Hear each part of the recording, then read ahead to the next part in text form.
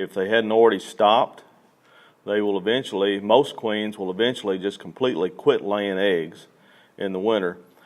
And I have inspected some hives for other beekeepers in the last 2 weeks that their queens have already stopped laying eggs. They had queens in there, but there wasn't any brood production. And sometimes that's because there's not any pollen coming in. Sometimes the pollen that's coming in doesn't have any protein content in it. It takes protein to make brood. If the queen's not getting fed protein, she's not going to lay very many eggs. Or the eggs that she does lay will be cannibalized by the other bees. So a lot of reason the queen stopped laying. But one reason is the shorter amount of daylight hours. Queens are a lot like chickens. When the daylight hours begin to get less and less later in the summer and then early fall, the queens begin to slow down their egg production. And that's just a natural thing. It's a natural cycle for the bees. And like Harris said, before long we're going to have a frost, pollen's going to stop, nectar's going to stop, and that means that you really should have already been thinking about getting your bees ready for winter about 2 months ago. You start getting your bees ready for winter in August. And what you do in August, especially August and September, what you do every August and September will have a bigger impact on your honey crop the next summer than your management of any other 2 months. Because if your bees aren't ready to go into the winter, they're not going to come out of the winter ready to make a good honey crop. What you got to look for, and you can still do this, I mean, it's not too late. Don't think that, well, what's the use of having bees? I done missed August and September, I may as well quit. You know, it's not that way. But it's kind of like going to a party. It's better to get there late than not to get there at all. Depending on the party, I guess. But but I wasn't always a beekeeper. I do have some experience at that. But the three things that it takes to get a hive through the winter: you got to have a queen right hive. The hive's got to be healthy, and it's got to have plenty of food. And those are three things that you can impact yourself. Those are things we have control over. There's a lot of stuff going on in beekeeping now that's bad for bees. And yeah, it's harder to keep bees alive than it was. I've been doing this for about 30 years, and it's a lot harder to keep a colony alive from one year to the next than it was when I began doing this. When I didn't know nothing about keeping bees, I could keep them alive better than I can now. And it's just a lot harder. But it's things that are outside of our control. That means that the things that are within your control, you've got to be really good at to keep your bees alive. I'm assuming that most of you guys are fairly new to beekeeping. Who's had bees less than 5 years? Or hasn't got bees yet? You know, that's okay. We all started sometime. It's okay to start with one hive, but I'd recommend starting with 2 to 3 hives. If you're starting your beekeeping venture, leave one alone. If you have 3 hives, leave one alone. Just put boxes on it and let it do its thing. 1, donate it to science. Get in that thing. Every time you want to look at your beehives, pick one and pick on it, because you'll kill it. You know, before the year's out, you've been in it every day, and that's not an absolute. There's only 2 absolutes in beekeeping.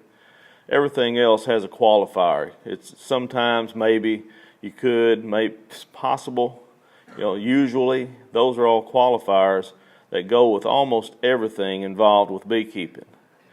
When you're harvesting honey, sometimes the honey will be capped, and it will still ferment under the cappings, just like high moisture honey. Not often, but if you say capped honey never ferments, when you have some that ferments, you'll say, well, what's going on here? It's a different paradigm that I've got to go by. But two absolutes in beekeeping: you will get stung.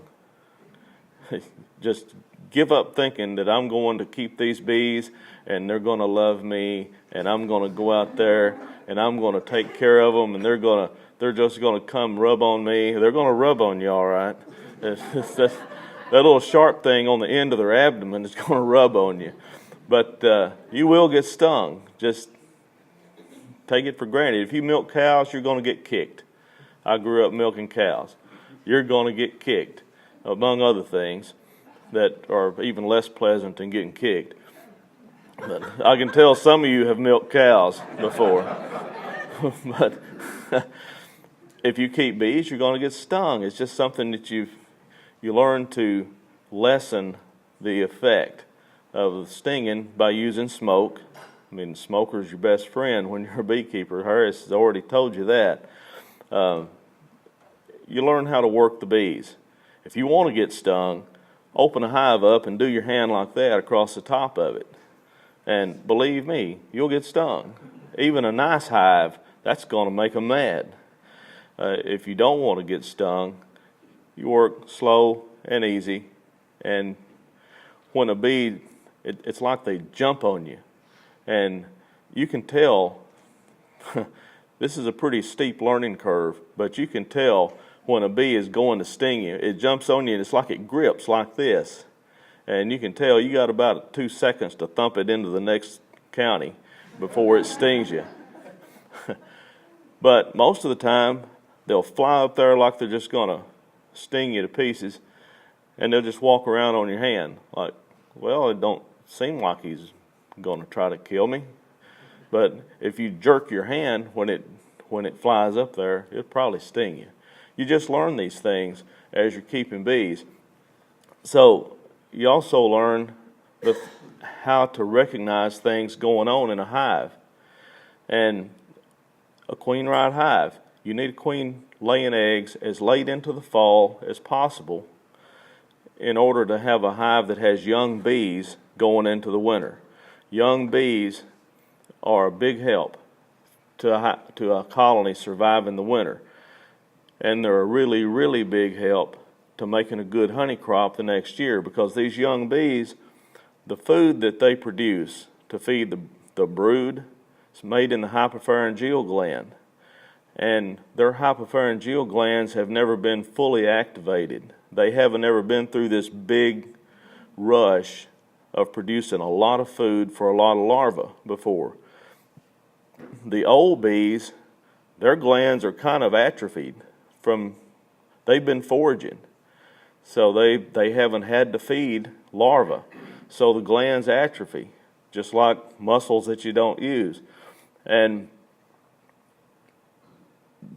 their glands will reanimate to some degree, but they'll never come up to the level of the production from the young bees for brood food. So you want these young bees in the spring. They're the ones that are going to allow the queen to reach her potential.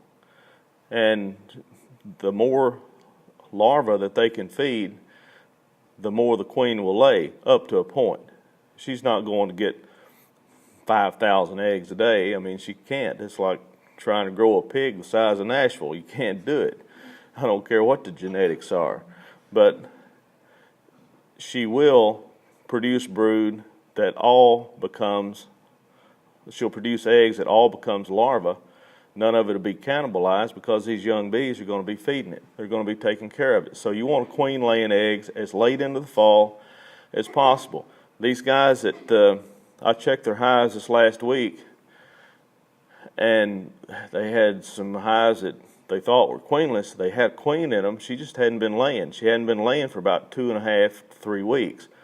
There was just very little scattered capped brood, no open brood. So will they survive the winter? I don't know. That's another maybe. Maybe they'll survive the winter, but it's all up in the air. The queen could start laying some again. Why she quit laying, I don't know that either. I mean, you can't get inside the head of a honeybee. They're not us. We try to make little people out of them, and it just don't work. They're not little people. They don't respond to logic and reason. If they did, they would understand the threats that I make to them. And understand that I was serious when I meant that. You know, you don't put honey in here, I ain't feeding you. You know, a bunch of welfare bees here that you think this is not a socialist state where I take from the rich hive and give to you guys because you have squandered what you had. You know, and they don't understand that. So, how do you get hives through the winter? What if you take off too much honey? It happens.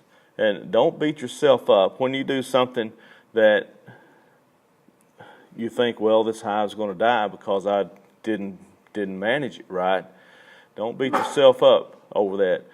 You can kill a hive in the middle of the summer by taking off too much honey in June, just before July and August drought. You can kill a hive in the middle of the summer just like you can right now. So, and the reason I know these things, because I've done it. You know, I've experienced lots and lots of stupid beekeeping decisions on my part. And, you know, the tuition's pretty high learning this stuff. And I've paid the tuition for it, and I still, once in a while, I'll do something really boneheaded, and I'll think, well, that was stupid. And I'll have to talk about this at the next meeting I go to now. But you can get, if you take off too much honey, you can get that hive through the winter. And this is something that I have begun doing in the last 3 years. And I knew what was going on in our hives in the winter. I'm a numbers guy. I don't write a lot of stuff down because I'm cursed with this memory that I don't forget things. And if you don't think that's a curse, you ought to have it. I have a lot of stuff I'd really like to forget. But funny to you. But I'm a numbers guy, so I know what percentage of hives I lose every year. And I know what percentage of those were double deeps that had probably 60 or 70 pounds of honey on them. And I know what percentage of 5-frame nukes that only had 3 frames of bees in them that I lose over winter. You can overwinter a nuke. And it just got to where I just couldn't believe the numbers. And then I realized what was going on. The bees in the double deeps had plenty of honey on them. I'd lose about 30% a winter, every winter, because they would cluster in the wrong place. When it gets below about 35 degrees, that cluster is not going to move. It's going to be static wherever it is. If they cannot cluster in solid honey, because to cluster, the bees have to stick their heads in the cells from each side of the frame. They stick their heads in the cells, work their flight muscles, create heat. Those are heater bees. Takes fuel to do that. When they run out of fuel, they come out. The bees that were insulating that are in between the frames, they take their place. They become the heater bees. The heater bees go up to where the honey is and feed. And they become the insulator bees. When they exhaust that supply of honey, there has to be open cells for the bees to cluster effectively. But there also has to be honey within range of that cluster. Within that cluster, it never gets too cold that bees can't move inside the cluster. But the cluster itself can't move when it's 30 to 35 degrees. So when they run out of honey, or more likely what happens is we have this up and down temperatures in the winter. You'll have 50 degrees one day, your bees are flying. They're not supposed to. That's another thing. They don't read. They're illiterate. So, that's the worst problem with bees. They don't read that they're not supposed to fly to 55 degrees. Well, they're illiterate. They do. So, 50 degrees, they're flying. Taking cleansing flights, a cluster breaks up inside the hive. And when they recluster, they cluster away from the honey. And it gets 20 degrees at night, or 25 degrees, and it don't get above 30 for the next 3 days, and they're dead. It takes 2 to 3 days. Between 2 and 3 days, a hive will die if it does not have honey to feed on. That's as long as it takes to kill a colony, and that's way too quick to me. I mean, I want a little bit more buffer than that, but that's just the fact. So when you open a hive up and the super is full of honey and there's bees that far away from the honey, that's what happened. They got outside of that, away from that band of honey. It turned cold for 3 to 4 days, and the cluster could not move. And they did starve to death, but they just ran out of fuel, with fuel in the hive an inch and a half from them. That happens in a double deep, or even in a story and a half. That happens every year to me and to other area beekeepers. Probably happens to some of you guys too. Well, the hives that I had, I started doing this several years ago, but I started really paying attention to it 3 years ago. And the hives that I would put a sugar patty on top of them that had no feed at all. What made me start doing this was catching late swarms. We had a good fall honey flow, bees swarmed. It's kind of like Harris was saying. The times are good, it's time to reproduce this colony. The bees would swarm, I'd catch the late swarm. They wouldn't have any honey on them and wouldn't have any honey in the hive. So I would put a sugar patty across the entire top of the hive. Those would live. Hard for me to figure out. I mean, they should have died, according to me. But according to the bees, no. The prosperous ones died because they were prosperous, but they were stupid. They clustered away from the food. When there's food all around the bees, they cluster right there, close to the food. But when the food is above the bees and there's nothing around them, they cluster up against the food. And as it gets colder and that cluster tightens up, instead of tightening up concentrically and maybe getting away from the honey, they tighten up against the patty. And a single story hive, we keep between 600 and 800 colonies of bees. And out of that, maybe 50 of them will winter in something more than a single. Everything else is in singles. If it's too small to be in a single, I put it in a 5-frame nuke. And I just scoot the nukes up against one another, one facing this way, one facing that way, just like that, where they can kind of share a little bit of warmth there, and put a patty on all of them. Just a sugar patty, no protein in it. This is a good recipe for you to use. You don't have to cook it. I had to come up with some kind of recipe that you didn't have to use a pan or a stir, because I was going broke buying pans to replace the ones I ruined. Me and my wife have been married 39 years, and we got our silverware and our pots and pans when we first got married. Well, it's really hard to find stuff that matches that looks just like the one that you ruined. So, thank goodness for eBay and places like that. But being banished from the kitchen and not allowed to play with any of the pots and pans, I had to come up with something you didn't have to cook. And fortunately, we do have the internet, and I got some tips off that. This is a good recipe. It works really good for a sugar patty. It's 25 pounds of sugar, 1 quart of apple cider vinegar, 3 tablespoons each of powdered citric acid and Honeybee Healthy.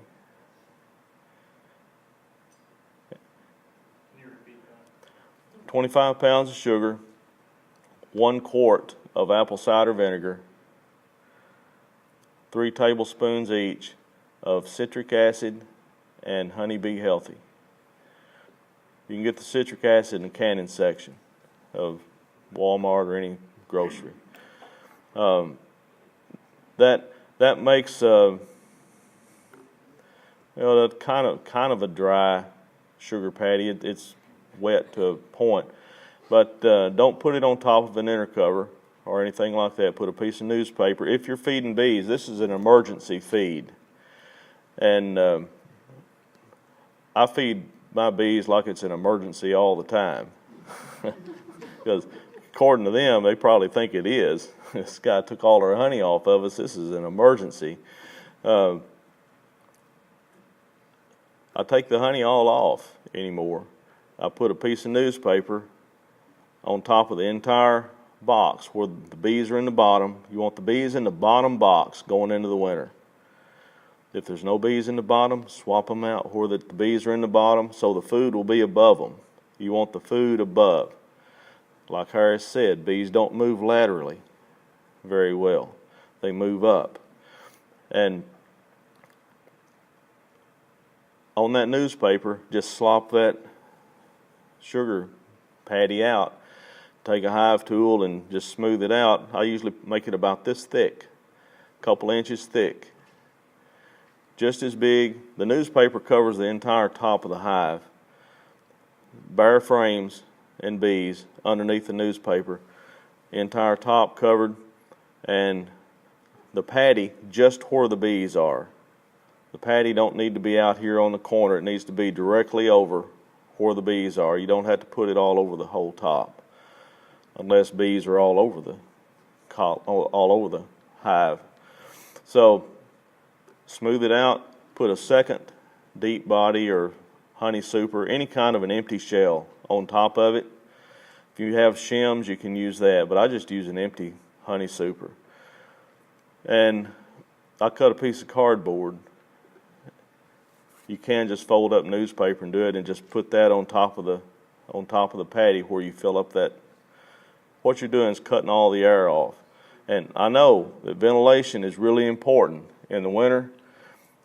If your hive, if you're allowing them to consume their own honey, you need top ventilation.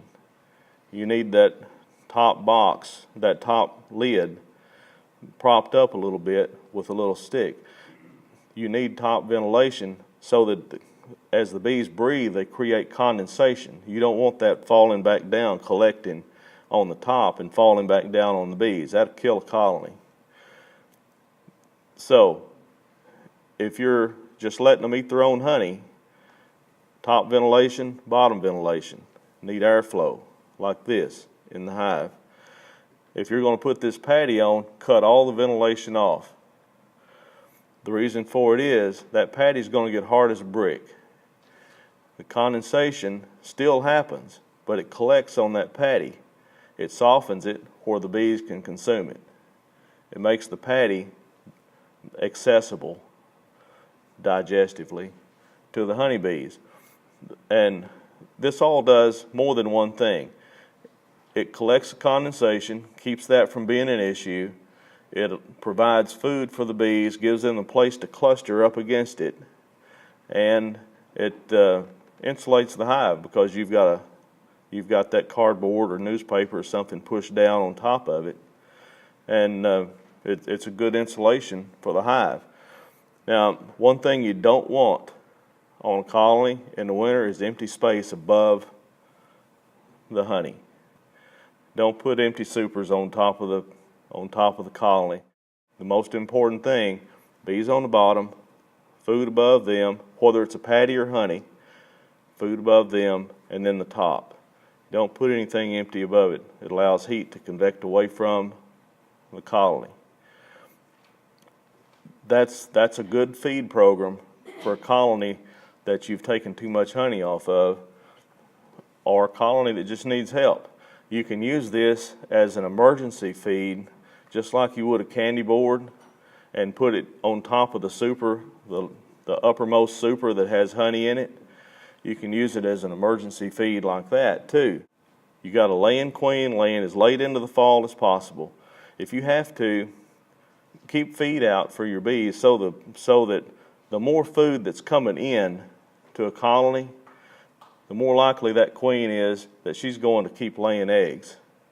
Because when some types of honeybees, Russians in particular, Carniolans and Caucasians, a little bit less than Russians, but those three races in particular, when the honey flow stops, so do they. So make sure they got something to eat August and September. When natural sources begin to produce nectar, they'll quit coming to your syrup bucket, or they'll quit taking food, and they'll start on the natural sources. You can take your honey supers off that have honey on them, put some empty supers on if you're wanting to get the fall honey flow. If you just want to let them have it, then leave your supers on, and they'll eat it, they'll consume it. But more than likely, they're going to consume all that sugar water that they've taken in, because they're going to put it around the brood nest anyway. It's going to be in close access to where the queen's producing eggs. If there's nothing else, if there's a dearth and nothing else is coming in, they're going to consume most of that. The queen's going to keep laying eggs.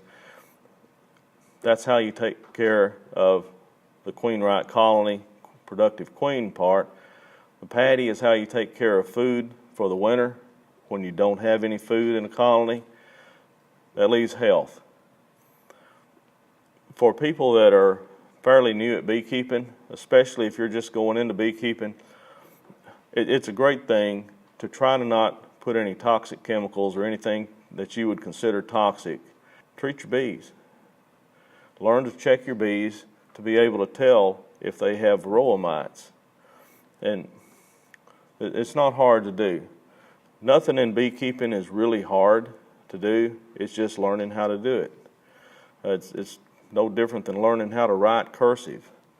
When you were a kid, you thought, man, it's impossible to write like that. But you can learn it. It's not that difficult. Learn how to check for varroa mites. And if you have mites, treat the bees.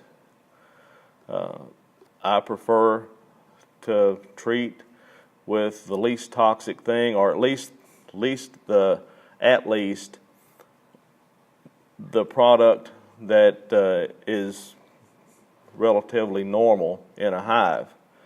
Formic acid is already found in a hive. It's just not in the concentration that we use to treat. Oxalic is the same way. Those are two pretty good treatments, pretty effective. Be careful using either one of them. Treat by the label. Do what you're supposed to do with it. With the formic, if you're using mite away quick strips, the key is whatever you do something to knock down the varroa mite population. When you knock down the root cause, then you're going to stop seeing a lot of the symptoms, like from the viruses and bacterial diseases that they vector into the hive. But you got to get that varroa population knocked down, ideally in August or September. Ideally, if you haven't done anything yet for your bees to knock that population down, do it now. It's not too late to treat your bees for mites, however you treat them. And you can, just because it's not toxic don't mean it's not a treatment. Treatment should be defined as anything you do inside a hive that causes a change in the varroa mite population. Whether it's a sugar dusting or however you want to do it, using drone comb to trap varroa mites in that drone comb and then freezing it, that's a treatment. It's a natural treatment, but it's a treatment. So whatever you do, develop yourself a plan, a management plan of how you're going to take care of your bees. That's probably the best advice that I could give you starting out beekeeping, is have a plan. This is how I'm going to treat for varroa. Now, after you treat for varroa, wait about a week to 2 weeks. 2 weeks is best. Check your bees for varroa mites. That's the most important time to check them. Make sure that what you did made a difference. If it didn't kill your varroa mites, do something else. Do something different. Some races of bees handle varroa a lot better. The bees that are raised at Purdue, the slang term is ankle biters and leg biters and mite biters. Yeah, they do that okay. But that's a perishable trait. It's a recessive trait. It's not dominant. If you buy a queen that is a mite biter queen, her daughter is going to be less of that, roughly 70% less of that, and that daughter is going to be 70% less of that. And so you lose, unless you're breeding a mite biter to a mite biter, you're going to lose each generation. But that first generation is pretty good. That still don't stop these viruses from being vectored by just a handful of varroa. Because once some bees become infected, they become the vector themselves. That's how important it is. I know this may seem a little complicated for beginners, but that's how important it is to take care of your varroa mites. That's how to keep a healthy colony, keep the mite count down. There's other things that can go wrong with a hive, like nosema and other issues in a hive, but the mites are a lot more manageable than any other thing that could cause you some big problems. You can manage around varroa mites. Have your plan of how you're going to do it. So right now you should be thinking about spring, because you got your bees ready for winter in August and September. You got a plan to feed the bees. You're going to put this patty on usually around 1st of November to mid-November, after the first frost. First frost, everything's quitting. Everything's going to stop. So after that, go ahead and check your hives, the ones that need food, put the patties on. Then you're thinking about spring. Don't be afraid to go back and check those patties. Doesn't matter how cold it gets. The bees won't be any less dead whether they starve or freeze. It doesn't matter. Killing's killing. Don't be afraid to check your patties. Typically, they will eat up through the middle of that patty. Just make some more and put it back in there, and they'll be good with it. So check those. I check the patties about every week and a half to 2 weeks on our bees that are in Kentucky. I don't have to worry about the ones that are down south.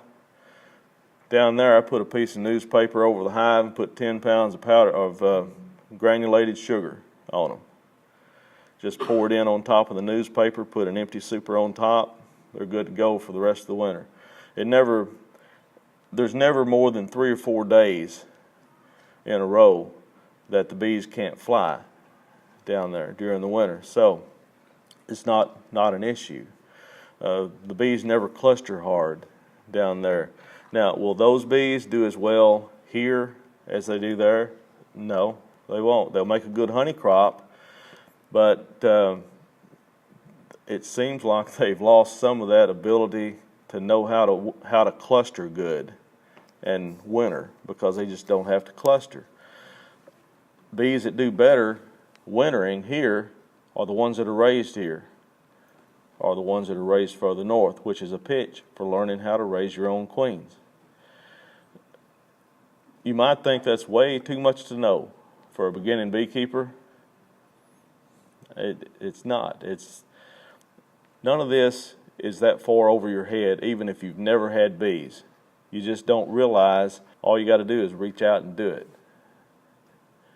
Learn how to do it. The only way that you're going to stay in the hobby or the business of beekeeping, the only way is to either learn how to make more bees taking one hive and making several from it every year, or be willing to buy more bees. Harris has a hive that's lived for 19 years. In that 19 years, he's had a lot of other hives that died. You might have a hive that lives 19 years, but in that 19 years, you might lose lots of bees. That's the other absolute. Your bees will eventually die. Eventually could be next spring, or it could be 2 springs later, or it could be next June, or next August. Bees are equal opportunity diers. They'll die just as readily in July as they will in March. Used to, we just worried about March, but now it's changed. Everything's in that way has changed. But learn how to make more bees. Don't be intimidated just because you're just starting. Learn how to make splits. If you go to a TBA conference or meetings here, go to the classes to learn how to make splits. Making nukes and splits, that's how that you keep your business going. Keep a nuke for every full-size hive you have. Harris has done told you about how valuable it is to have a nuke with a queen in it, sitting by a hive that's a production hive. That hive's likely to lose a queen. You've got a queen. As the nuke grows and begins to outgrow its box, they'll swarm out of a nuke just like they will out of a big hive. Rob frames of bees out of it and put in your production hive. Put empty frames back in that nuke. Just let it be a feeder to your production hive. It'll increase your honey crop, give you a guaranteed resource, a queen. It's just good. It's good management practice. Just because you're beginning, don't think you got to take one little bitty bite at a time. You can eat the whole pie. If you make them think that they have accomplished what nature tells them they're supposed to be doing, then you're ahead of the curve there as far as keeping them from swarming. There's no way that you can just say, well, they're not going to swarm now. You know, I could make some grand statements up here that you do this, this, this, this, and your bees will not swarm. There's only one thing that I know of that'll keep your bees from swarming, and that's 7 dust. Now, if you dump about 2 pounds of 7 dust in on top of the cluster, they will not swarm. Of course, you know the rest of that story too. They won't do anything else either except lay there wiggling, but not long at that. But split your hives in the spring if they're big enough that they're likely to swarm. If you start seeing the hive just explode in population, and you're afraid that they're going to swarm, or especially if you see queen cups being built at the bottom of the frames, that is a dead tip-off. They're thinking about leaving here. When you see that queen cup being built at the bottom of a frame, split your hives. Doesn't matter whether it's with a mated queen that you buy or whether you just divide the hive evenly into 2 boxes. You take the old queen, about 2 frames of brood out of it, open brood, uncapped brood. Old queen, 2 frames with a lot of uncapped brood on it. Put them in a nuke box. Finish filling in the nuke box with frames that have food on them or empty frames, preferably drawn comb. And put you another queen, put a mated queen in that parent hive that you just took this split out of. You've changed the pheromone signature of that colony. You've put a mated queen in there, so you're only going to miss 3 to 4 days of egg production. Put that mated queen in there, you've changed the pheromone signature, and there's a pretty good chance that colony won't swarm. Don't mean that they will not, but that's one method to lessen the likelihood that they'll swarm. Plus, you got this other queen over here that she's still rocking and rolling in this little nuke, and you can take frames out of it and add to your other colony. And that's a good management practice for spring. In the spring, put more boxes than you think you'll ever need on top of the hive. The old saying is over super in the spring and under super in the fall. What that means is put more boxes than you think you're going to need on the hive in the spring and put less than you think you'll need in the fall. Never let the bees work up into the uppermost super. When you see the bees beginning to put something in, the second super from the top, go ahead and put another one on it. And once they get up to the top, if you open up a hive in July and there's burr comb built against the top of the hive or on top of the inner cover, or even if it's just all of the frames are completely full up to the top of the frames, you've probably missed at least a super of honey, at least. It's possible they could have made the hive honey bound by jamming up the brood nest with nectar that was coming in and superseded the queen, because that the queen didn't have a place to lay and they perceived her to be failing, so they kill her and make another one. Sometimes their instinct is so strong on this, sometimes they'll kill a queen that they perceive to be failing and not even have anything to make a queen out of. And you know what happens to that hive? 3 weeks later, it's dead. 3 to 4 weeks later. So once a honeybee begins to forage, it'll live about 3 weeks in the summer. Once there's no larva in a colony, every bee in there becomes a forager. If there's no larva, the hive's no longer hygienic in the summer. Now in the winter there won't be any larva, but the hive's still hygienic because it's a different set of instincts that kick in. If the queen is still there, they're still hygienic. So that gets you into summer. Late summer, don't be afraid to feed in the summer. Bees will starve to death in the summer just like they will in the winter. 1-to-1 sugar syrup, that's fine to feed them. Top feeders on the hive, open feeders. Tennessee used to discourage open feeding bees because the thought was that it had the ability to spread foul brood when bees that were diseased were coming to the same feeder as clean bees were coming to. So I'm not going to recommend open feeding. I open feed, but I don't live in Tennessee either. So if I lived in Tennessee, I would say I like to open feed. I may or may not do it, but I live in Kentucky. I do open feed. Top feeders on top of the hives, Boardman feeders in the front of the hive, jars on top of the frames in the hive, however you want to feed. Keep some feed out for the bees in the summer if there's nothing coming in. The way you know there's something coming in, you see nectar in the cells when you inspect the hive. Now, this first year, that one hive that you donated to science, you'll be able to see if they're bringing in nectar.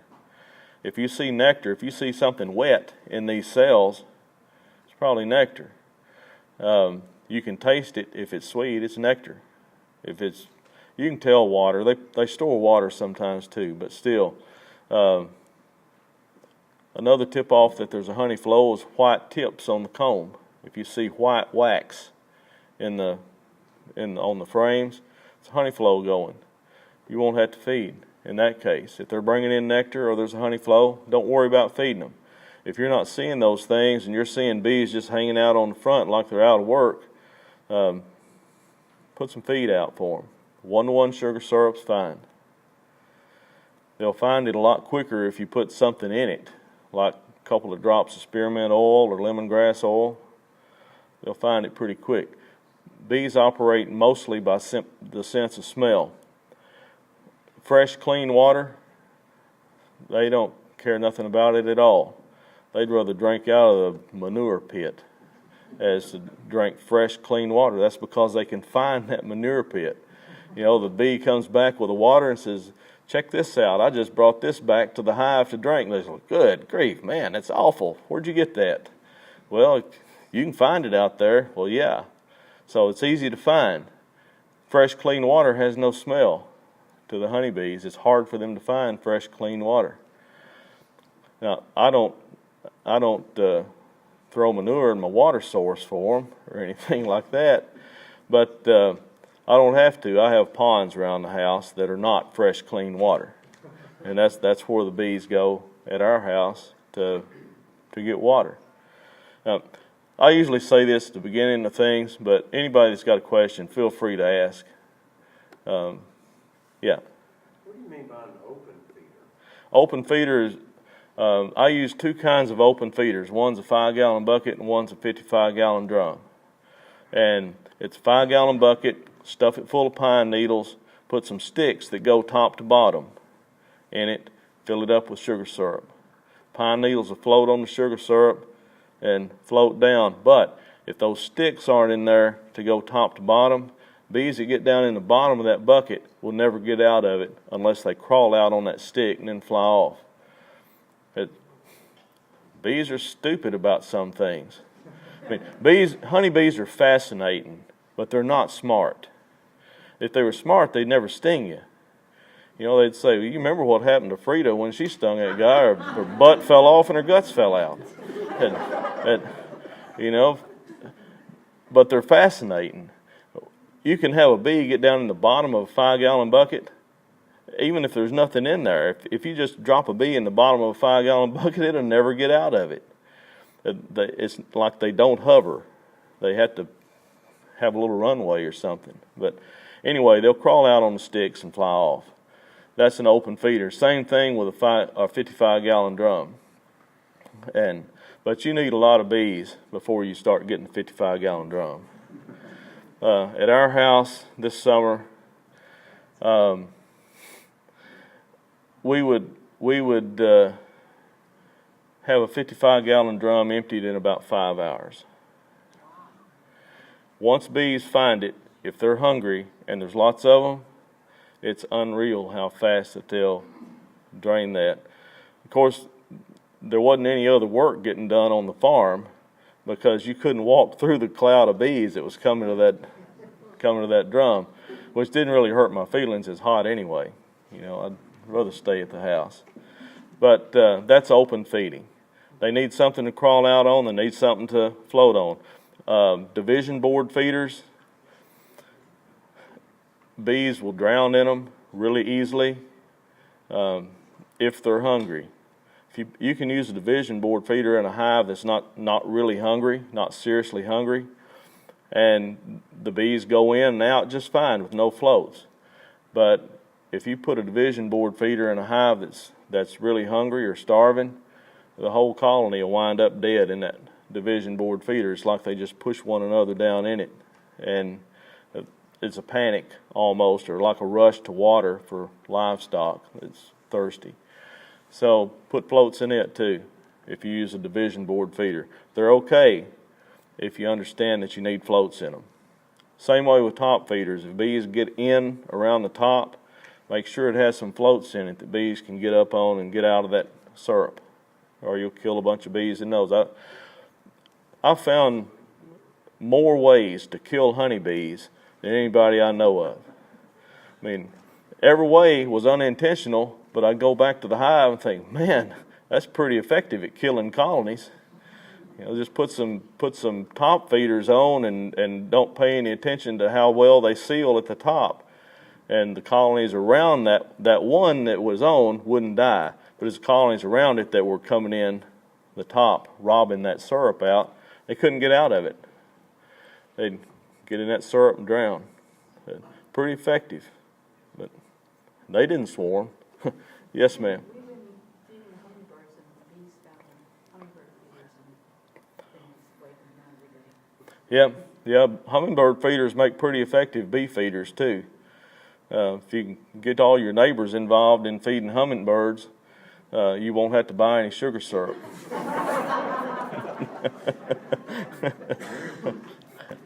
if if you have a hummingbird feeder, they make bee guards to go on them that keep the bees supposedly out of the hummingbird feeder. They don't always work, and some hummingbird feeders don't have the bee guards. If you'll take Vaseline or just axle grease and make a ring around the feed spout, honeybees don't light directly on that feed spout. They light and crawl up to it, and they won't crawl across that grease ring. But hummingbirds hover and drink out of the feed spout, so it don't affect them. Any other questions? Yes, sir. So are you thinking you're going to take all your hives this year and reduce them down to one box and put up patio? I'll still have a few that But predominantly you think that's the way? mostly, and nearly all of our colonies will wind up as either single deeps, or in 5-frame nukes, one or the other. And last year we just didn't lose hardly any that we did like that, and we still lost over 30%, almost 40% of the ones that had a lot of honey on them. Take all the honey off. That's what we're doing this year, and that's what we did last year too. Wow. And there were some though that were my pets that I was aiming to let. See, I'm real susceptible to that too. You know, I try to make pets out of them too, and I know better. I've known better for a long time, but there's something in me that wants me to, do the Bugs Bunny thing, and love him and pet him and keep him forever and name him George, and but I had 6 that I was aiming to raise queens out of this spring, and out of that I had 3 of them that I wound up having anything there to raise a queen out of, because the other 3 died. Of course, I did have about 250 pounds of honey on those other 3. And if you do the numbers, 250 pounds of honey times $4, $1,000. Well, you can buy 3 hives for $1,000. But I really wanted the genetics in those queens until they died, and then I decided maybe I didn't want them after all. So really, I guess it's just a matter of cleaning up the gene pool. But yeah, I take everything down to a single deep. Now, our bee yard looks like double deeps and 1.5 stories, but that second box is empty. It's just a shell over the patty with a board pushed down in it, a piece of cardboard pushed down in it. Will you say again, it's a deep and then? A deep, then I put a sheet of newspaper over that, put the patty on top of the newspaper, put an empty deep on top of that, cut a piece of cardboard just to fit the inside. I have a bunch of scrap cardboard from buying jars and lids and that sort of stuff, and I just cut that to fit the inside and push it down on the inside, just straight down onto the patty. And then about every 2 weeks, week and a half to 2 weeks, I'll go out and just take that top box off, and you can tell what's going on there. The cardboard will come off with the box, but the patty will still be there. You can tell if they've eaten through it or not. Yes, sir. Is that just one layer of newspaper? Yep, just one layer of newspaper. Thing is that honeybees will store liquid. And this is a good feed also if you think a hive is starving, but you don't want them to get the hive honey bound by feeding them too much liquid. Honeybees will store liquid, but a solid food, if it's in direct contact with the frames, a solid food, they'll either eat it or take it out of the hive. So they're not going to store that and contaminate anything. I think my time's up, so. Hey, huge round of applause.